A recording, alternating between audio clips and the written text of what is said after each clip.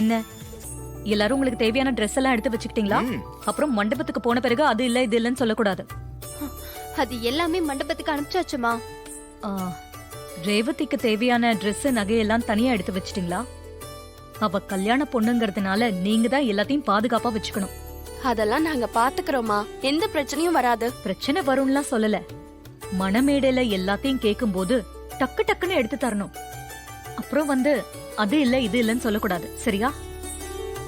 அதனால எல்லாத்தையும் கரெக்டா வச்சுக்கோங்க. இது இவங்க கிட்ட இருக்கணும்னு ஒரு பிளான் பண்ணி வச்சுக்கோங்க, புரியுதா?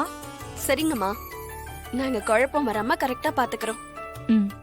நேரம் ஆயிட்டே இருக்கு, கல்யாண ஊர்வலத்தை ஆரம்பிக்கலாம்ல. பொண்ணு கழுத்துல மாலை போடுங்க. அப்படியே பண்ணிடலாம்.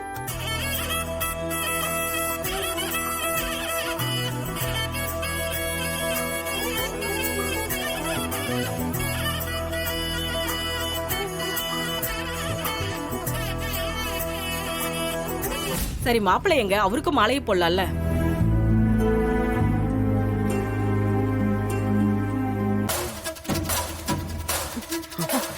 மேடம்,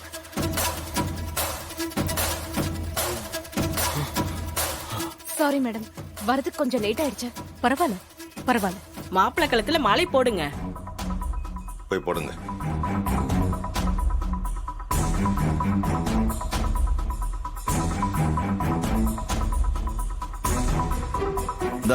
பாட்டுவா.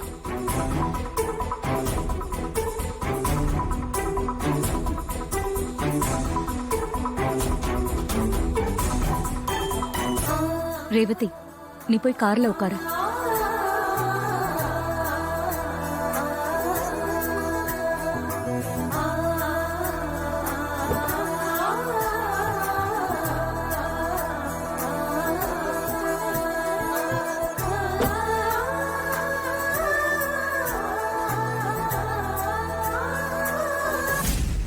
மகேஷ், நீயும் போய் வண்டியில ஏறு. சரிங்க. நீ நில்லுங்க.